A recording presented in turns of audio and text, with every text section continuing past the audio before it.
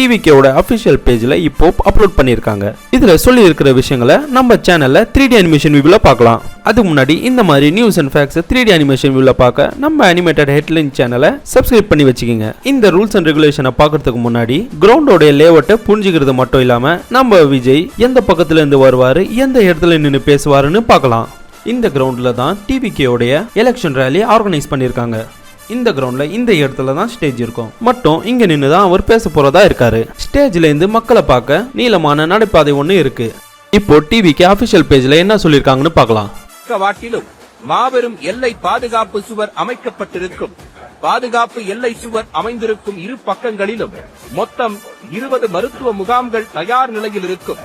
அனுபவம் வாய்ந்த மருத்துவர்கள், செவிலியர்கள் குழுக்கள் காத்திருப்பார்கள். தங்களுக்கோ அருகில் உள்ள தோழருக்கோ ஏதேனும் உடல் உபாதைகள் ஏற்பட்டால் உடனடியாக மருத்துவ முகாமுக்கு தெரிவிக்கவும். தேவை ஏற்பட்டால் மருத்துவ முகாம் பின் தயாராக இருக்கும் ஆம்புலன்ஸ் மூலம் உடனடியாக அருகில் உள்ள மருத்துவமனைக்கு கொண்டு செல்ல ஏற்பாடுகள் செய்யப்பட்டுள்ளது. ஆம்புலன்ஸ்கள் செல்ல பிரத்யேக வழித்தடம் இரு பாதுகாப்பு எல்லை சுவர்கள் பக்கமும் இருக்கும். அந்த குறிப்பிட்ட பாதைக்குள் எக்காரணத்தை கொண்டும் நுழையக்கூடாது. ஒவ்வொரு மருத்துவ முகாமிலும் படபடப்பு, மயக்க நிலை போன்றவற்றிற்கு தொடங்கி கார்டியோ, ஆர்த்தோ மற்றும் தெர்மாகேர் போன்ற சிகிச்சைகள் வரை மேற்கொள்ளப்படும். ஒவ்வொரு மருத்துவ முகாமிலும் உங்கள் அவசர தேவைக்காகவும் சந்தேகங்களுக்காகவும் ஒரு உதவி மையம் ஹெல்ப் டெஸ்க் அமைக்கப்பட்டுள்ளது. மாநாட்டு மேடையிலிருந்து 2வது சதுக்கம் மகளிருக்காக பிரத்யேகமாக ஒதுக்கப்பட்டுள்ளது. நாம் எப்போதும் விழிப்புணர்வுடன் எச்சரிக்கையுடன் இருக்கும் விதத்தில் அவசர தேவையை பொறுத்து இருபக்க பாதுகாப்பு எல்லை சுவர்களும் அகற்றப்படும். இந்நிலையில் நாம் கடைபிடிக்க வேண்டிய சில வழிமுறைகளை காண்போம். மாநாட்டு திடலுக்கு முதியவர்கள், கர்ப்பிணி பெண்கள், குழந்தைகள் மற்றும் மாணவ மாணவிகளை அழைத்து வருவதை தவிர்ப்போம்.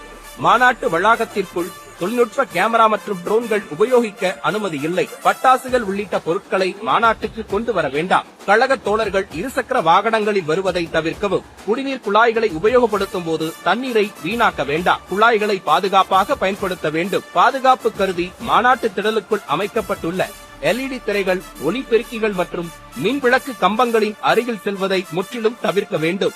மாநாட்டிற்கு வருபவர்கள் வாகனங்களில் பாதுகாப்பாக பயணிக்கவும். பயன்படுத்தப்பட்ட பொருட்கள் மற்றும் குடிநீர் பாட்டில்களை அப்புறப்படுத்த திடலுக்குள் உள்ள குப்பை தொட்டிகளை மட்டுமே பயன்படுத்தவும். வழிகாட்டும் அறிவிப்பு பலகைகளை முறையாக பின்பற்றவும். திடலுக்குள் உள்ள தடுப்புகள் மற்றும் தடையரங்களை கடக்க முயற்சிக்க வேண்டாம். பாதுகாப்பு அதிகாரிகளிடம் வாக்குவாதம் ஏதும் செய்யாமல் கண்ணியமான முறையில் உரையாட வேண்டும். மாநாட்டிற்காக ஒதுக்கப்பட்ட நிறுத்தங்களில் மட்டுமே வாகனங்களை நிறுத்த வேண்டும்.